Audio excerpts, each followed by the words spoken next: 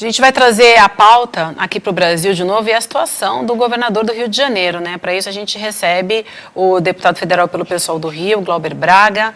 Deputado, seja muito bem-vindo ao ISAELE. É um prazer recebê-lo. Bom dia. Bom dia. Obrigado mais uma vez pelo convite de vocês. Muito bom estar aqui.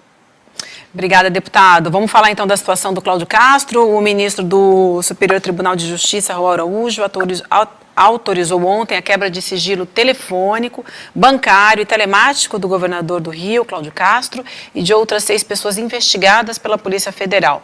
O processo corre em sigilo e investiga supostos desvios de recursos, propina e fraude em licitação. Nas redes sociais, a gente viu um tweet que o senhor fez, né? O senhor faz o seguinte comentário, que em 2024 os eleitores do Rio de Janeiro, além de votar para a prefeitura e câmaras de vereadores nos 92 municípios, terão também que eleger um novo governador, né? O senhor faz essa pergunta, já começo com ela te pedindo para responder mesmo, porque suspeitas sobre Cláudio Castro existem desde o primeiro mandato. O que mudou a partir de agora? O Ministério Público já tinha solicitado desde um primeiro momento que ele não fosse diplomado. Ele conseguiu reverter isso no Tribunal Regional Eleitoral do Rio. As denúncias contra ele já eram gravíssimas, né? De fraudes com indicação de pessoas que atenderam aliados políticos no interior de maneira fraudulenta, pessoas que não trabalhavam naquilo que ficou conhecido como escândalo do CEPERJ. Além disso, Cláudio Castro, com a privatização da SEDAI, distribuiu dinheiro nas mais variadas regiões e foi o que alavancou a candidatura dele como governador do estado do Rio. Essa denúncia agora de desvio de propina em contratos assistenciais, ela também já existia. A diferença é que agora se quebram, né, sigilos que podem ser fundamentais para essa investigação. Eu não tenho dúvida que, se pegar o telefone de Cláudio Castro de fato e vasculhar, vai encontrar muita porcaria por ali, né? Porque ele, inclusive, não tem nenhum zelo para fazer a maldade, não tem nenhum zelo para se lambuzar nos escândalos que estão sendo publicizados.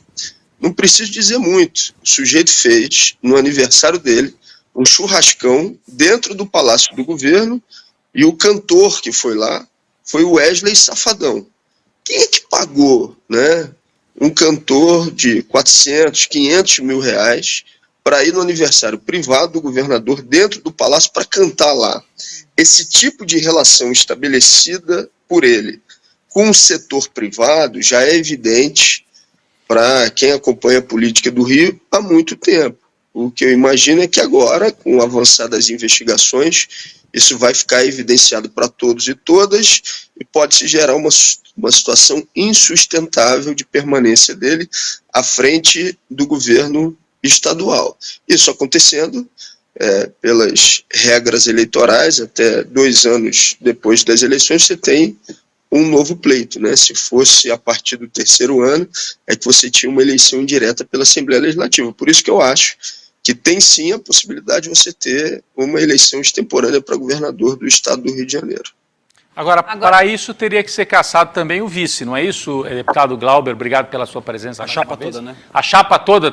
Nesse caso, me parece que a responsabilidade é mais individual dele, né? Porque envolve família, envolve o irmão. Eu confesso que eu não lembro nem quem é o vice do atual governador do Rio, do Cláudio Castro. Ele era o vice do Witzel e depois se elegeu já na condição de governador. Se o senhor puder trazer para a gente essa informação. Então, se ele sofreu algum tipo de processo, for preso ou sofreu um processo de impeachment até o ano que vem, pode ter eleição para governador junto com as eleições municipais. É isso que o senhor está dizendo, mas para isso o vice teria que ser afastado também, né?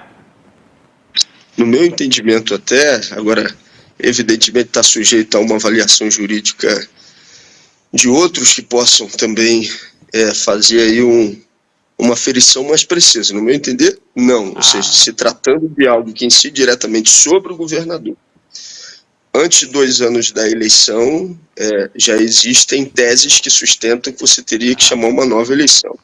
Quem é que era o vice-governador dele, do Cláudio Castro? Era um ex-prefeito do município de Duque de Caxias. Durante o processo eleitoral, ainda quando ali estavam se acertando as chapas, o vice ficou inelegível.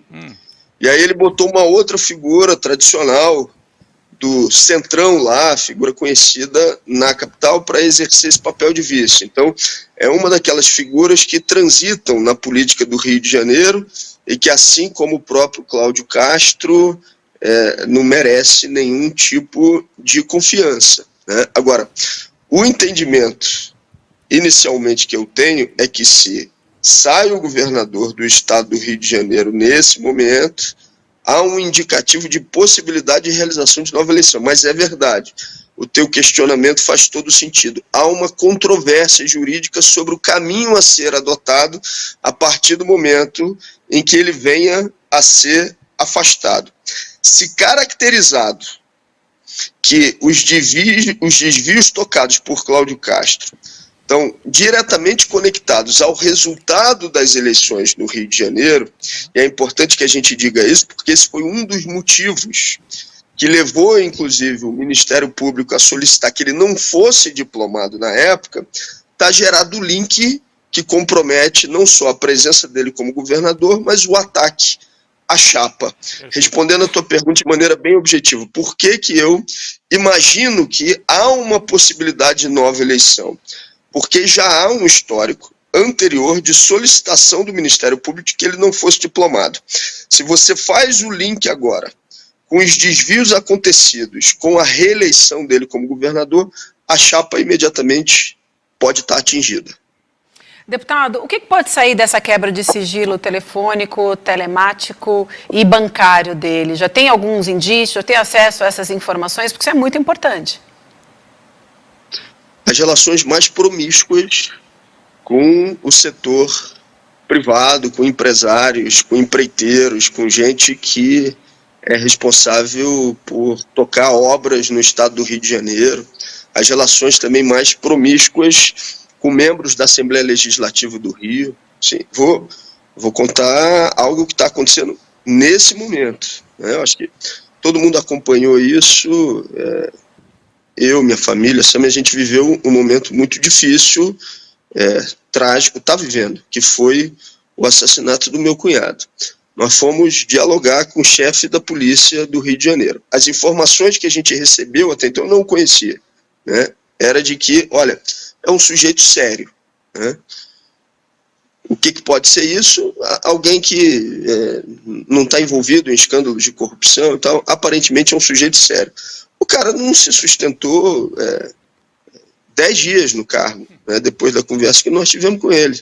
Quem indicou o chefe da Polícia Civil, né, quem dobrou, entre aspas, o governo do Estado para indicar o chefe da Polícia Civil do Rio de Janeiro foi a Assembleia Legislativa, que é quem está hoje lá. Então, dali, ou seja, dessas quebras de sigilo, pode sair, na minha avaliação, todo tipo de promiscuidade, tanto na relação com o setor privado, quanto na relação do governador com a própria Assembleia Legislativa, né? Não dá para esquecer que ele foi o vice do Witzel e que articulou a transição de poder para que chegasse ao governo do Estado, conseguindo, entre aspas, sensibilizar ou acalmar a Assembleia Legislativa, né? Colocando muitas aspas aqui no que eu estou dizendo.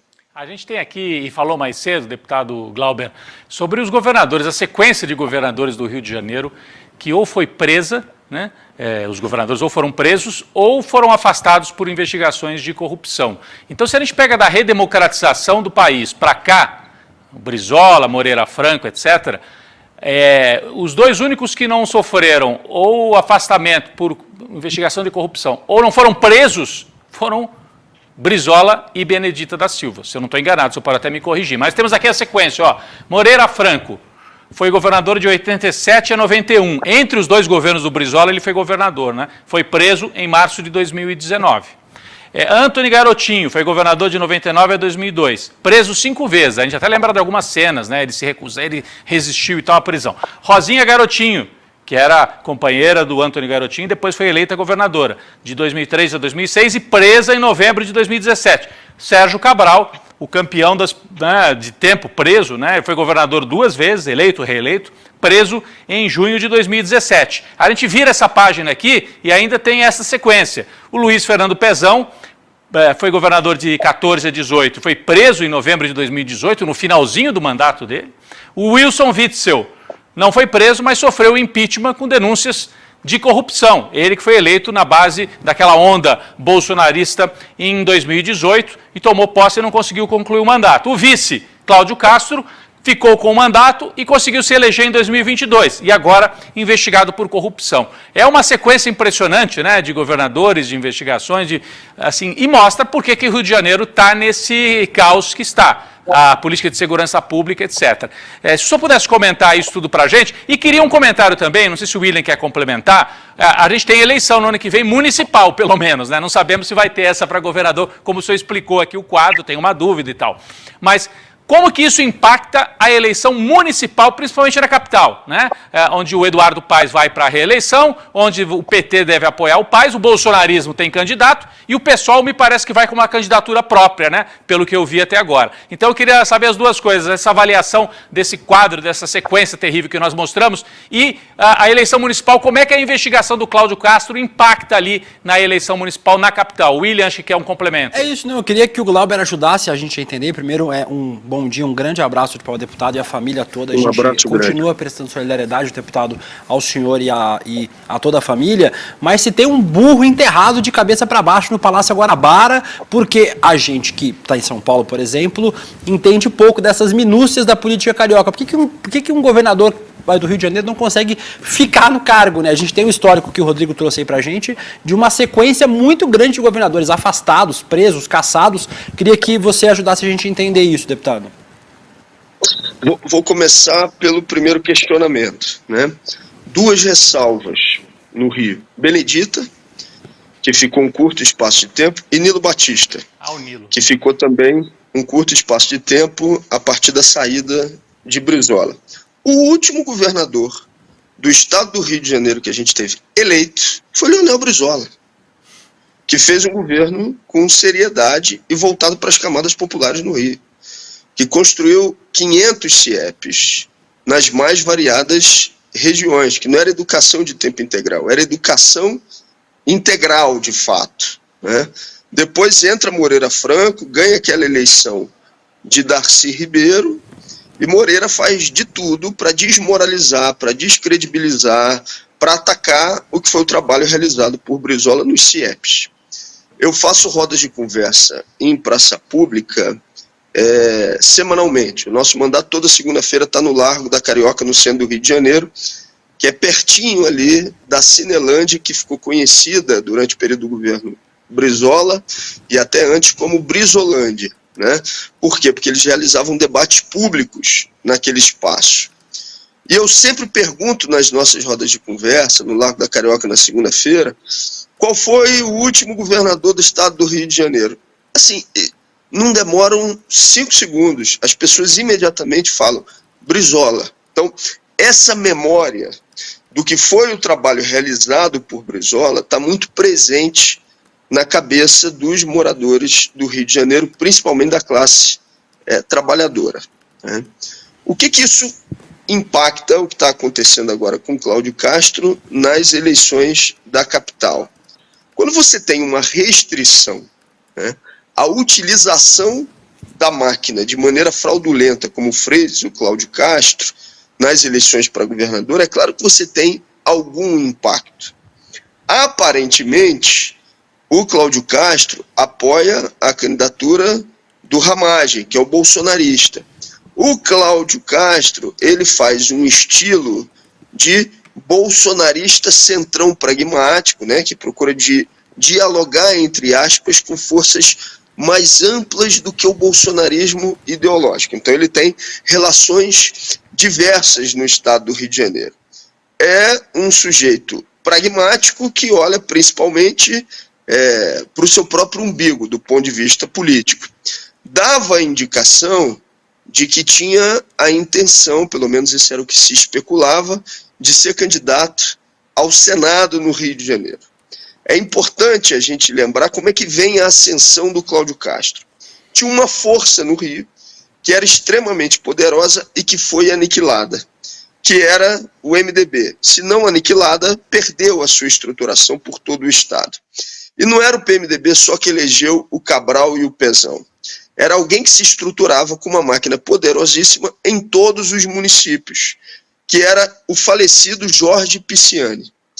Jorge Pisciani, depois de tudo que sofreu o PMDB, ele perde a sua força, o filho não consegue se eleger, Leonardo Pisciani, nem deputado federal. E vem então a eleição de Wilson Witzel.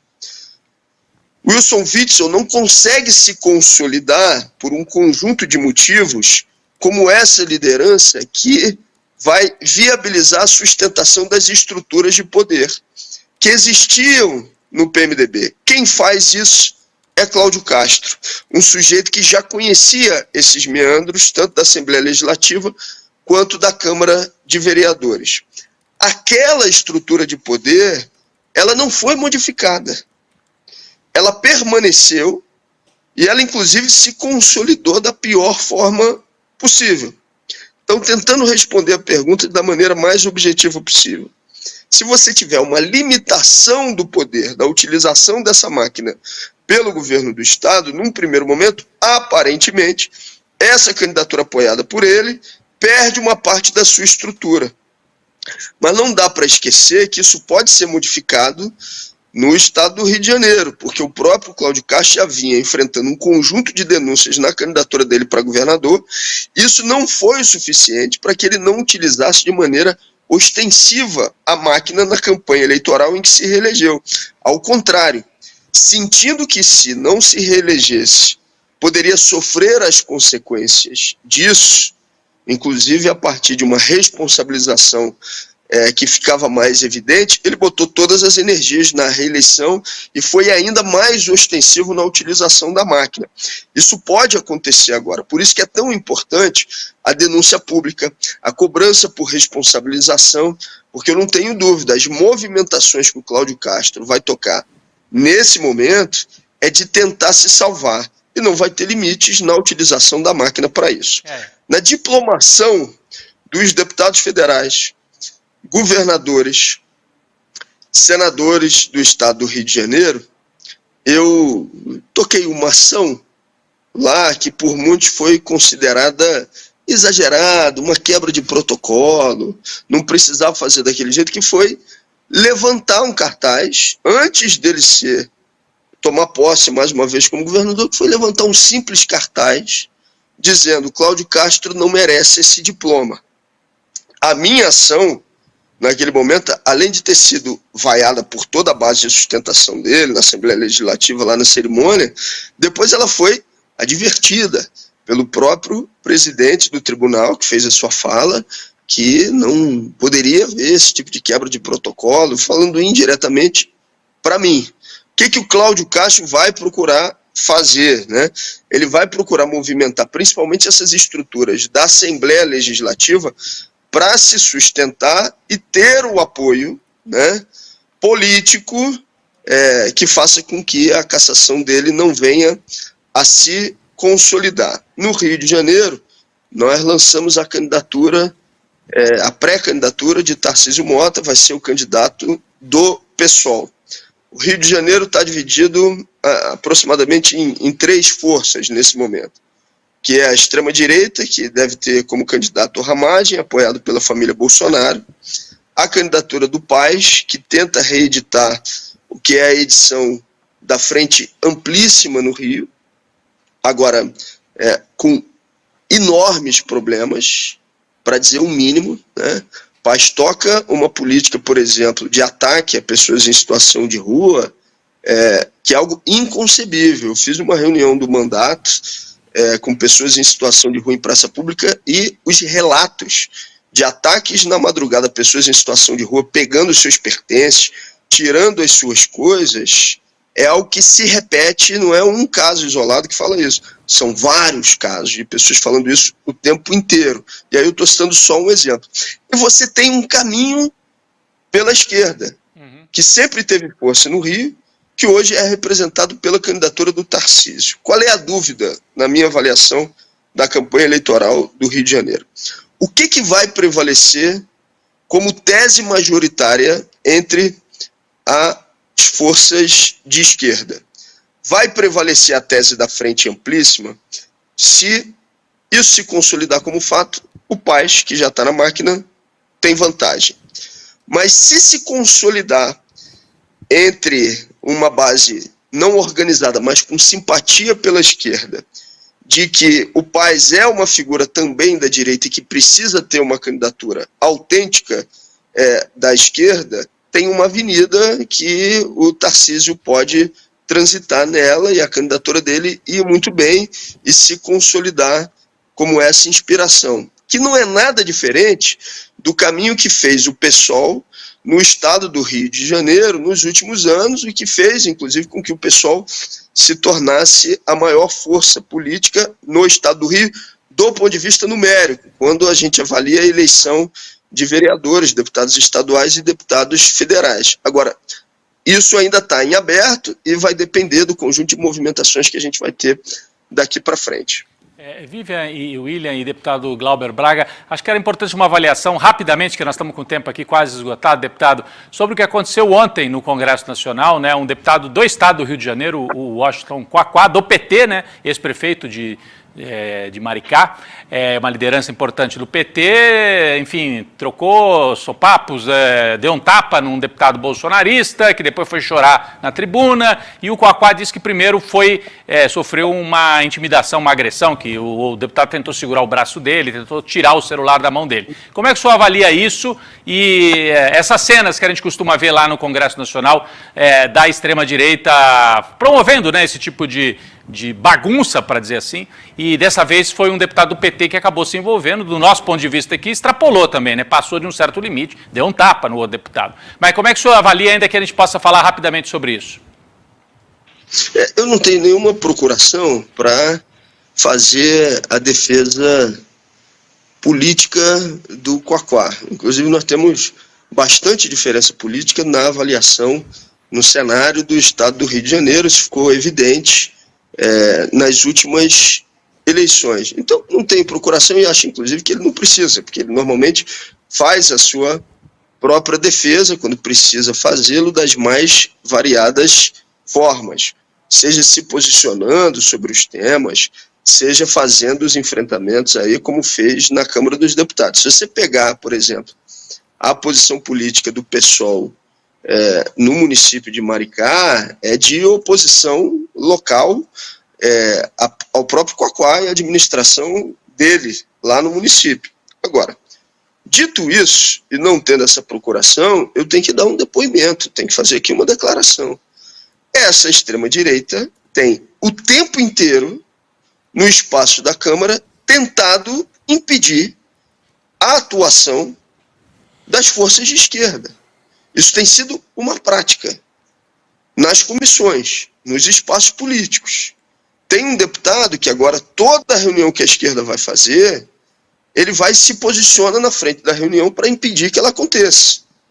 O que estava acontecendo ontem era um ataque ao presidente da República com xingamentos realizados pela extrema-direita, até onde eu vi, eu não estava no plenário naquele espaço, onde o Quaquá falou, vou filmar, vou levar para o Conselho de Ética. E, de fato, o sujeito puxa o braço dele por imagens de vídeos que estão circulando e ele ali, acho até que pegou de raspão, não sei, né? Ele tem uma reação de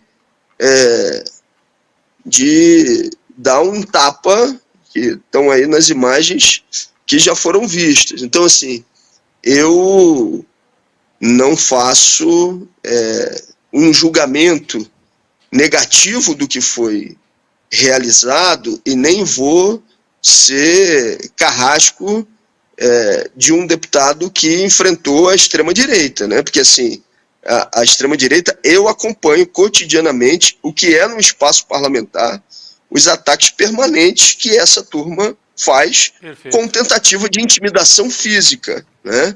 Então, nesse caso em específico, aconteceu com o Quaquá, mas poderia ter acontecido com outros deputados federais a partir de ataques permanentes que essa turma toca. Depois que acabou aquela sessão do Congresso, um desses parlamentares foi para o microfone, olha o tamanho da violência, foi para o microfone e disse o seguinte, olha, gostaria de agradecer à Polícia Legislativa, porque esse plenário ficou cheio de esquerdista e nós não tivemos a informação de nenhum furto de celular ou de outros pertences. Ainda estamos verificando se tiveram pertences que foram roubados, que foram levados aqui no plenário da Câmara.